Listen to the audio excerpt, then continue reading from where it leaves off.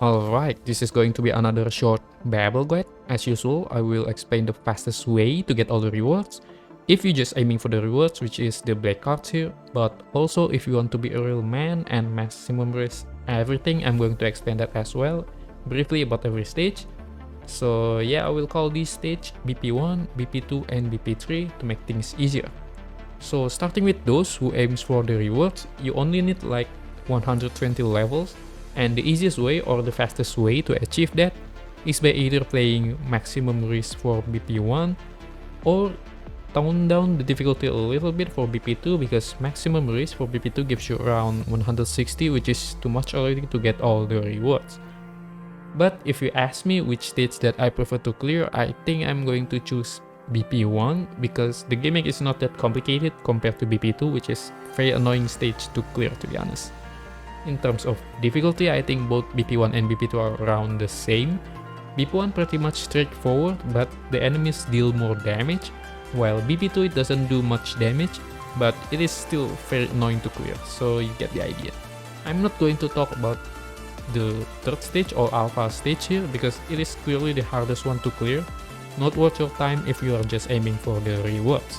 Now that I give you the general idea for each stage, I will talk specifically about the gimmicks.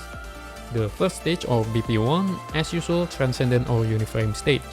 Your goal is to kill the Jasper, but before you kill it, you need to kill 5 small monsters beside him, and only after that you are able to kill the Jasper. If you fail to kill the 5 monsters, then Jasper will get a huge buff based on the monster that still survived, and that is clearly not a good thing for you in the long run. After you kill 5 of the monsters, real fights begin. Jasper will get 100 HP and he will also keep summoning the monsters for the whole round. So yeah, your goal is to kill Jasper while also dealing with this small monster here and there.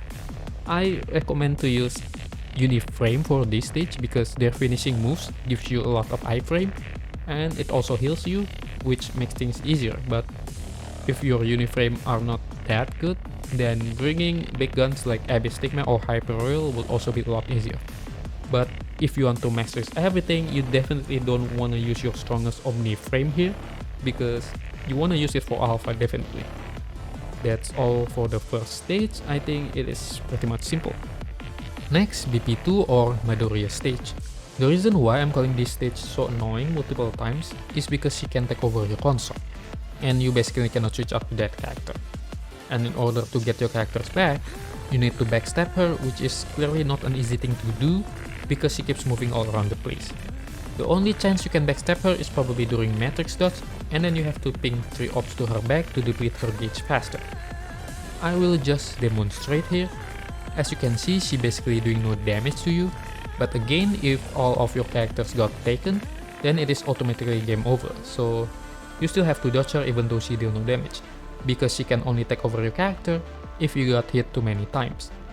As you can see, there is a string here that keeps accumulating if you get hit, and if you got 3 strings in one character, then she will take over that character.